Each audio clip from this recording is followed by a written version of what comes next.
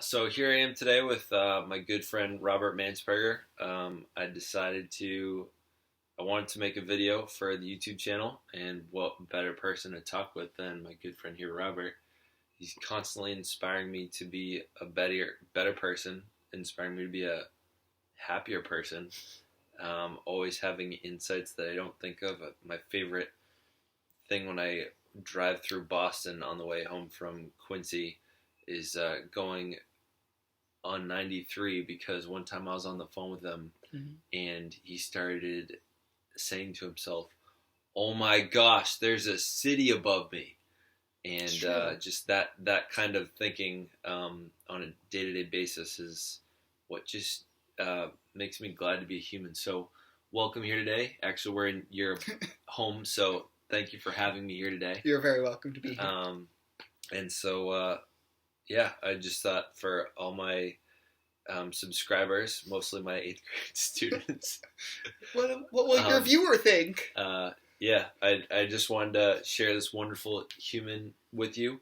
And so I just had a couple questions that I'm looking forward to asking him.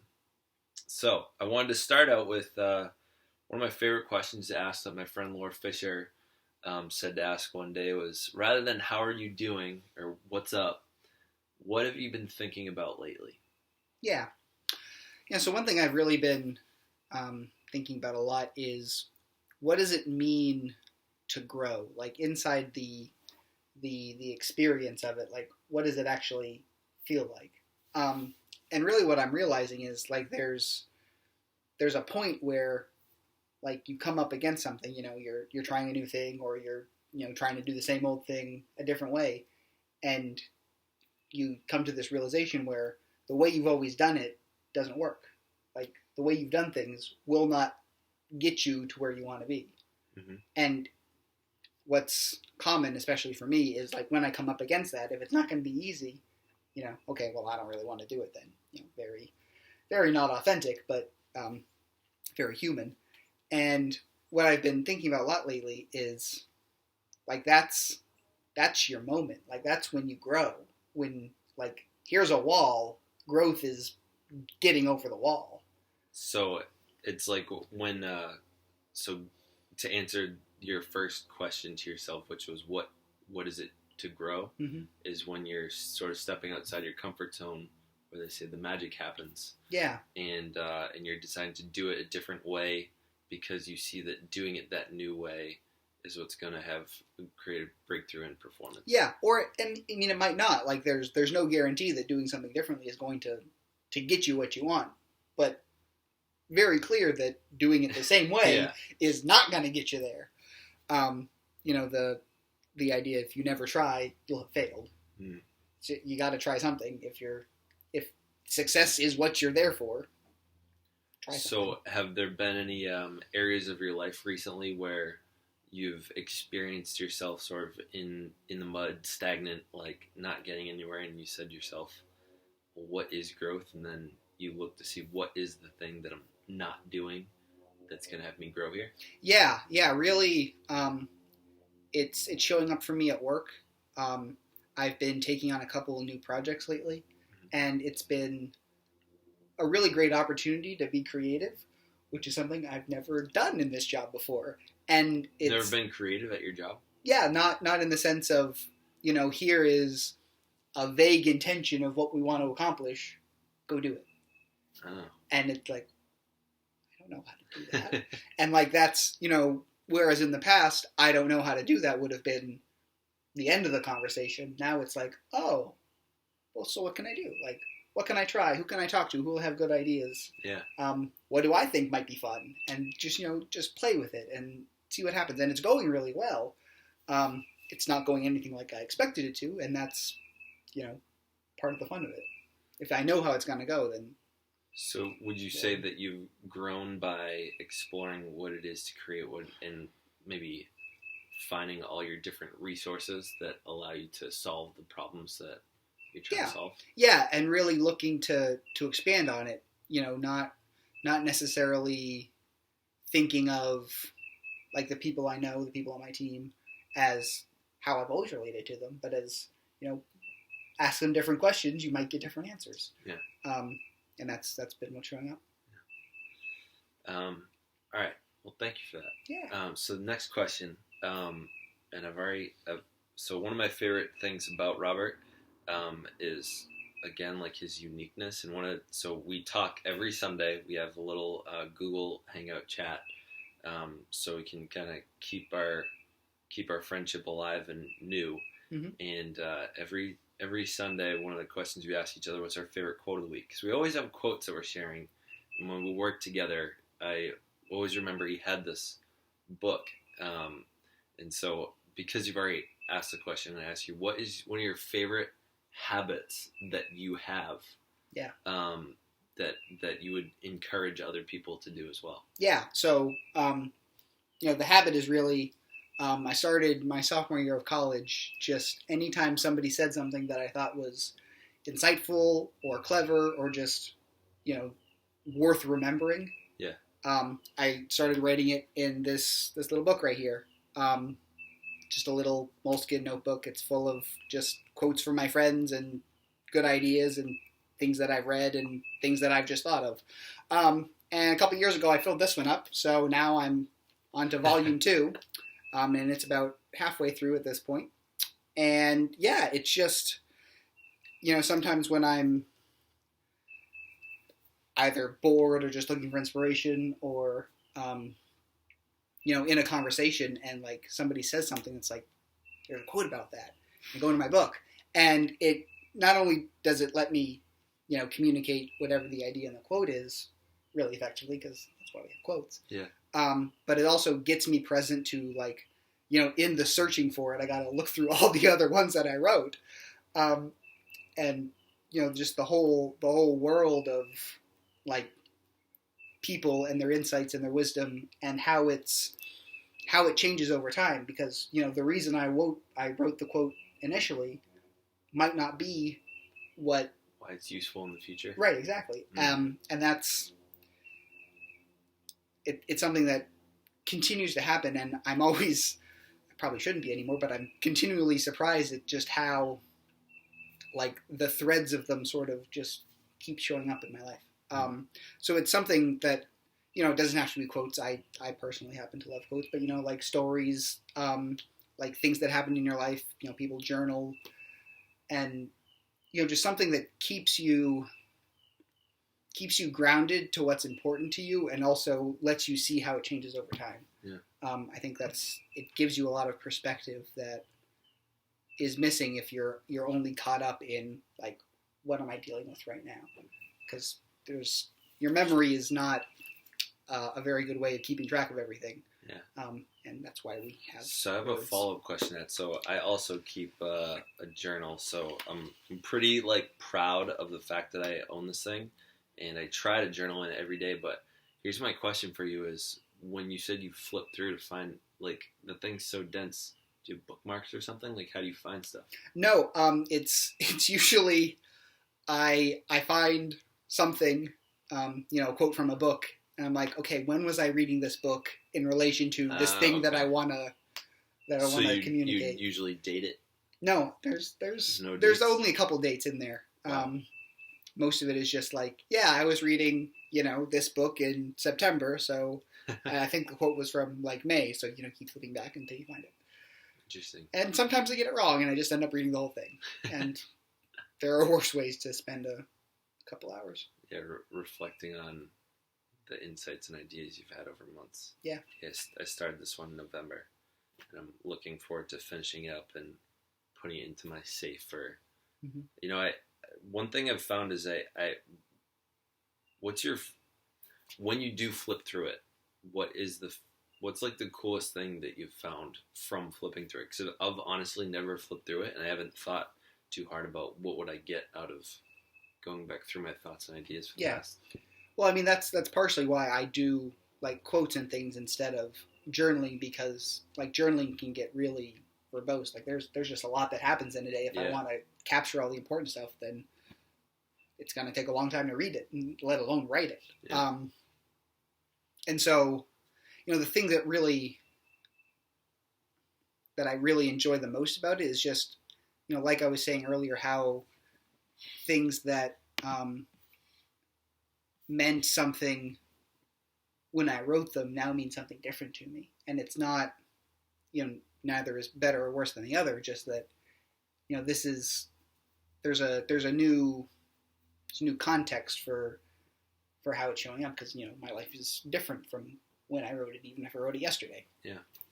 So that's really maybe it almost helps you see where you came from, because yeah, exactly. I was having a conversation with someone the other day about not realize. So I'm an 8th grade math teacher, as some of you guys know, and people always ask me like, how's your first year going? I always remember talking to my mom saying, and she said like she cried her first year and she wanted to quit. I'm almost certain she would be okay with me sharing this on YouTube. And if not, we can cut it. one of the things I've been really proud of is that there's been no point to which I've cried or have wanted to quit. I've always been empowered to keep going. And when people ask me like, how's your first year going? I think to myself, I think I've learned probably a lot, and it's really hard to tell like, how's my classroom management from the beginning of the year, and I assume it's better. Yeah, probably better. And I don't have the experience of being like that much greater at it than at the beginning. Some of my students are probably laughing right now. Yeah, I mean, there's a, I'm not going to say it's significant, but it's useful to really have that metric, that test of, like, where were you, and, what have you accomplished? What ground have you taken? Where have you grown? Yeah. And also can give you a perspective like, hey, these are the things that I did that really worked, that helped me grow. These are the things I didn't, that did not serve that. And, cut those things out and try something new. Yeah. All right. So you said that you get a lot of quotes from books and stuff. So do you read mostly, or do you listen to audiobooks like I do religiously sometimes? Yeah, I definitely read. Either, hard copies of books or sometimes ebooks, just because they're a lot easier to carry. But then you miss the smell of it, so I kind of waffle on that. But yeah, I definitely read most of them. Sometimes they're just things that my friends say in conversation, and I'm like, that's just brilliant. Sometimes I say something in conversation and then realize as I'm saying it that it's brilliant, and I write it down. That might sound a little pompous, but it happens. Yeah, I'd say probably 70% of them are just from things I've read, and the rest are, and sometimes they're like news articles or opinion pieces. Like, they don't necessarily have to be books. Yeah. But, things that people I trust and listen to said that I found impactful. So what, if you were to choose either, I'll give you two options to this question. Either what you're reading right now, what are like 3 things you've read recently or now, or what are like the 3 greatest things you think have like impacted your life? I'm going to answer the second question. So my favorite... And when did you read it? Yeah. So my favorite, novel of all time, it's called Stranger in a Strange Land by Robert Heinlein. It's one of the most fantastic works of science fiction there has ever been. And I read it first sometime in high school, probably my junior year. And I've read it, probably 7 or 8 times since. And that's another thing, you read it multiple times. Get something new every time. Exactly. And you see things that were really meaningful to you the first time you read it, how that's changed. And, the thing I love about that story is just how, I'll try not to put any spoilers in, but it envisions a world where, like, people are really free to just be their best possible selves, but in a really radical science fiction way. But it's something I find very... It's like dystopian or utopian? It's something that goes sort of... It's not really dystopian. It's futuristic into utopian. You have glimpses of what it can look like. in the future. So that's definitely one of them. The other one, I guess you said 3, right? So another one it's a book by C.S. Lewis called "Till We Have Faces." It's it's sort of a modern retelling of a fairy tale, and it's very it reads very much just like a myth or something that you read in high school English, ancient Greek or Roman mythology, but it's very poignant, especially at the end. It sort of builds, and it takes a long time growing, but at the end, it's just kind of blows your mind. Again, no spoilers, but if you ever do it and find it dull towards the beginning, keep at it. It's worth it. That's 2. You definitely sound like a fiction reader. Yeah, definitely. I mean, I've read nonfiction. I got no hate for it. But there's something about fiction that lets you say things that history sometimes can't. There's a quote by Mark Twain that I'm going to paraphrase because I don't want to look it up right now. But it's something to the effect of truth or fiction. The difference between fiction and nonfiction is that nonfiction has to be true. Nonfiction has to be true. Okay. So fiction can be anything. It's not constrained by the past or by reality. It's anything you can imagine. It's constrained only by what the barriers your brain creates. Yeah, it's constrained by the author's imagination, and it's or by words that exist. Sometimes not even that. Yeah. Stranger in a Strange Land invented the word grok, which you probably, by the look on your face, don't know what it means. Don't know what that means. We'll have a conversation about it Awesome. sometime. It's so good. Yeah, so sometimes, that's how language works. I don't have a word for this thing that I want to describe. Let's make up a word. Yeah, so the third one, there's just so many. So one that's really made a difference is it's a book called Thinking Fast and Slow. It's by pretty sure I still have it. Yeah, I think you still have my copy of it. Yeah. It's by the Nobel Daniel Kahneman or something. Yeah. He won the Nobel Prize for Economics a few years ago, and his research was really in what makes people make rational decisions versus the knee-jerk impulses, and distinguishing that there's, the way he describes it is you have two different brains working at the same time. There's your fast, quick, is this good or bad? And then there's your slow, logical, reasonable, how do I feel about this? What's the nuance to it? And just how it totally shapes how we interact with the world and how we remember things. Mm-hmm. That's the part that always wrinkles my brain, is that the way you remember things is not necessarily how they happened. Your memory. So one of the things he says is the most memorable parts of any event are the most intense part and the end. Yeah. And those are the parts that you remember the best. And that's the color of your memory will be... It shapes your reality. Exactly. And but the way you make decisions is based on the way that you're going to make the best memory.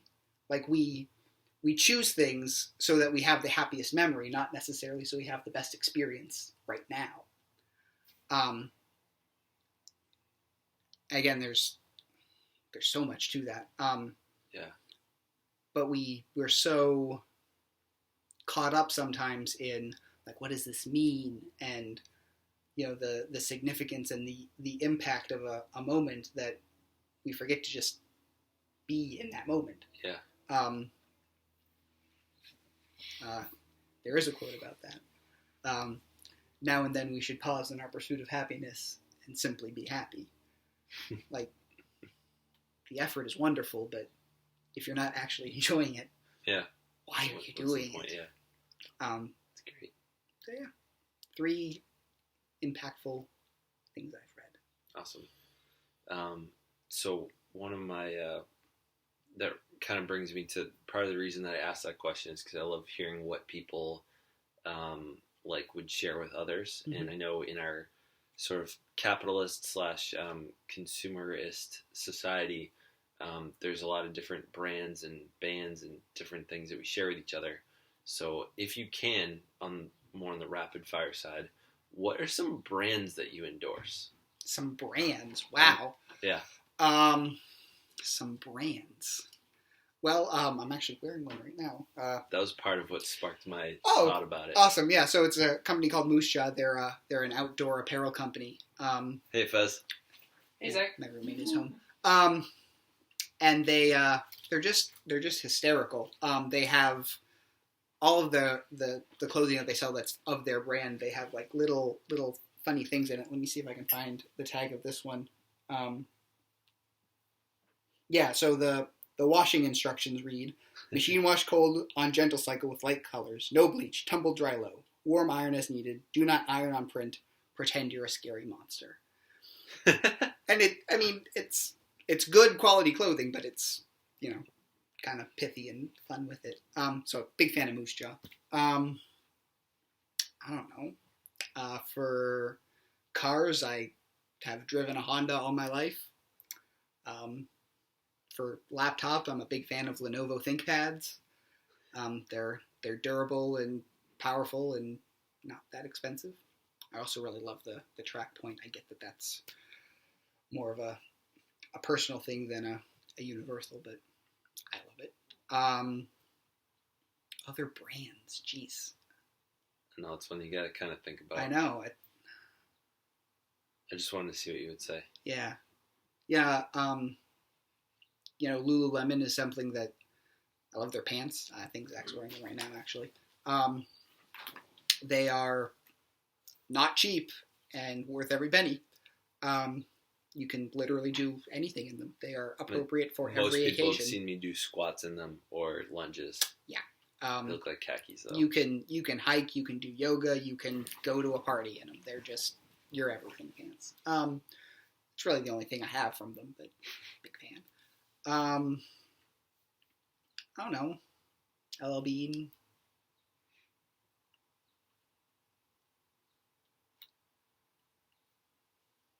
All set with that question? I think so. All right, good. If I think of something else, I'll let you know. Awesome. All right, now, because I had... Never mind that. If I told you to deliver a TED Talk, say you had a week to do it, mm-hmm. What would you deliver a TED Talk? What would your talk be?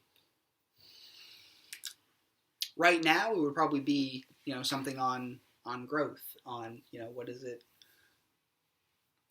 look like? What does it look like around the world? What different cultures mm-hmm. think about it. I mean, it's something I haven't done a lot of research in, but I'd be really interested in. Yeah. Now, would you deliver that because you think it's important for people to know about it, or more, it could be because you feel like you know a lot about it? Yeah, I think it would make a lot of difference for people. I think it would make a lot of difference for me too. Just like in that I would need to grow in order to be able to deliver it, which is something I hadn't even thought about. It's, I'm not, as I've continued to grow throughout my life, my whole story about myself changes. But for most of my life, the idea of me standing in front of a stage delivering something to more than 2 people was just never going to happen. And, still there's some gaps in that, but it's something I'm certainly willing to consider now, as opposed to cowering in the corner. All right, so And do you have a favorite TED Talk? Oh, do I? Yes. It's by Catherine Schultz. I think it's from 2011. And it's on being wrong and like how fantastic it is that we're wrong. There's a part where she says, I don't like being wrong. No one likes being wrong. But that's so part of it. She turns to part of the audience. Spoiler alert. She turns to part of the audience and she asks, "What does it feel like to be wrong?" And they say things like, "It's humiliating, it's embarrassing, it's mortifying," things like that. And she's like, "Yeah, I got all that. But that's actually the answer to a different question.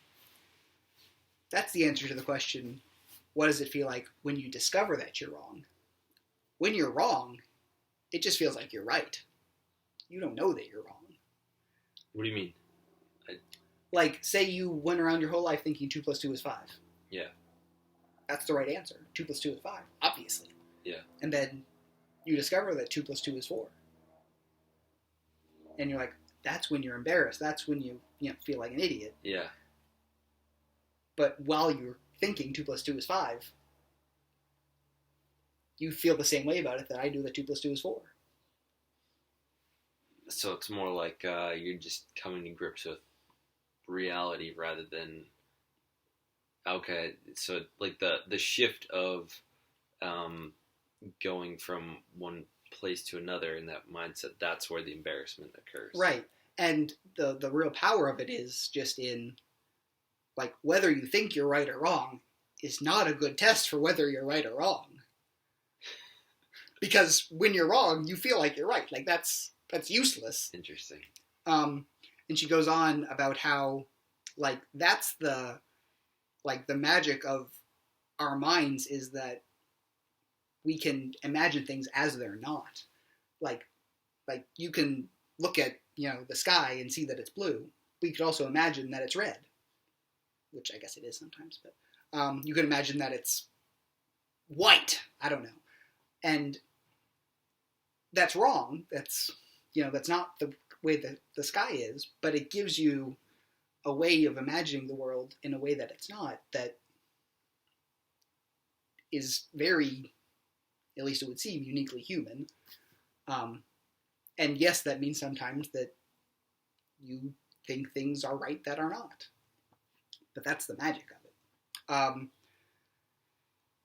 And so it's a talk that I like to listen to at least once a year, just because, like the same thing. I don't like to remind yourself that it's okay to be wrong. Right, yeah, I hate being wrong. Yeah. And realizing that it's very human. Like some of the best things that have ever happened to this species have been when somebody did something that was wrong and it turned out to be something wonderful. Yeah. Good point. All right. I think this is going to be my last question is, what is a question that you wish people would ask you that they don't ask you enough? And what's the answer to that question? Man. I had actually a very similar question once in an interview. Actually, I want to pop in and say, something that reminds me of this question is, there was a woman at when I was at Landmark one day, and she had a cast on. Mm-hmm. And my immediate reaction was to say to her, "Oh, what'd you do to yourself there?" And I realized it's like a knee-jerk question, sort of like when a short person comes up to me and looks up at me and says, by the way, for those of you that don't know, I'm 6'5", and they ask me, "How tall are you?" or "Do you play basketball?" And I gotta be honest, those are probably the two most common questions that are asked of me. Mm-hmm. And I think to myself, why do you bother asking that question? It's so obvious. So since that happened, I've come up with different and creative answers. So I might answer all in inches or in centimeters or in meters just to confuse people. If they ask me if I play basketball, I'll say yes, but what sport did I have the most championships in college? So like I'll challenge their thinking so that they're not only correlating tall people with one sport, like expanding their minds. and so coming back to the person with the cast, I realized, what if instead of thinking about how they got there, having them live into like a future that they're excited about. So I asked the lady, what are you most excited to do when you get rid of that cast? I like that. So to answer my own question that I had originally asked you, it was it's thinking about what are those questions that people ask you. They're like, why do you bother? Like, give me something different. Give me something weird and challenging. Yeah. I don't have a whole lot of patience for small talk. So when that happens, I'm usually polite, but sometimes not. But yeah, questions. There's no one particular question. If there would be one, like, what is it that you want me to know about you? What is it that you want me to know about you? And like, you can change that with your friends. Like, what is it you want me to know about your week? Or, like, amend it to whatever context is appropriate. But, really giving people the freedom to describe themselves in a way that is authentic to themselves. Yeah. Instead of like, oh, I already have you figured out, so now answer this question about it to prove that I'm right. Like, that's no fun. Wow. That's a pretty creative question to ask somebody. Yeah, and it lets them be creative inside of their response. It's not, they're not just a robot delivering the answer to this question. They get to really engage with you, and it also, communicates to them that I don't really care about small talk, which is something that I feel the world would be better having less small talk. Yeah, I can see that. Well, any other comments you'd want to add before we wrap up here? No, this was really fun. I'm surprised it was so easy. Yeah. Well, thank you to the viewers out there that watched this. Hopefully I've edited this by now to be a little bit shorter than, I think it's been like 30 minutes or so. Mm-hmm. But you can look forward to upcoming interviews, and if Robert decides he has more things to say, we might have to have a second interview.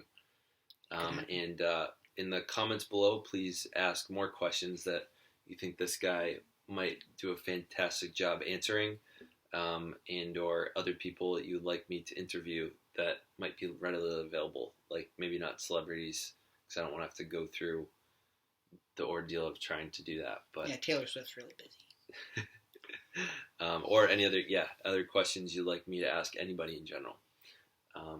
Thank you, sir. Thank you, sir. I'll see you soon.